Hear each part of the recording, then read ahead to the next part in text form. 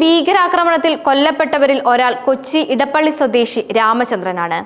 മകൾ ആരതിയുടെ മുന്നിൽ വെച്ചാണ് രാമചന്ദ്രൻ ഭീകരരുടെ വെടിയേറ്റ് മരിച്ചത്. അച്ഛൻ തന്റെ കൈകളിൽ കിടന്ന് മരിച്ചുവെന്ന് തിരിച്ചറിഞ്ഞ മകൾ വലിയ വേദന നെഞ്ചിലേറ്റിയാണ് കുഞ്ഞുങ്ങളുടെ കൈ പിടിച്ച് അവിടെ നിന്നും രക്ഷപ്പെട്ടത്. നാട്ടിലെത്തിയ ശേഷമുള്ള ആരതിയുടെ അനുഭവങ്ങളും അവർ പ്രകടിപ്പിച്ച മനോധൈര്യവും ആത്മവിശ്വാസവും അവിശ്വസനീയമായിരുന്നു. അതാണ് കേരള ജനത കേട്ടിരുന്നതും. അച്ഛൻ ഭീകരാക്രമണത്തിൽ മരിച്ച വിവരം നാട്ടിൽ എത്തുന്നത് വരെ ആരതി അമ്മയെ അറിയിച്ചില്ല. അച്ഛന്റെ മരണത്തിലും അസാമാന്യ ധൈര്യം പ്രകടിപ്പിച്ച ആരതിയെ ഭാരതത്തിന്റെ ധീരപുത്രി എന്നാണ് എല്ലാവരും വിശേഷിപ്പിച്ചത്. ഇപ്പോഴിതാ കുടുംബവുമായി ഏറ്റവും അടുപ്പമുള്ള വ്യക്തി ആരംഭിച്ച സ്ഥാപനം ഉദ്ഘാടനം ചെയ്തിരിക്കുകയാണ് ആരതി. എന്നാൽ ആരതി സ്ഥാപനം ഉദ്ഘാടനം ചെയ്യുന്ന വീഡിയോയുടെ താഴെ വിമർശനങ്ങളുടെ ഒരു പട തന്നെയുണ്ട്.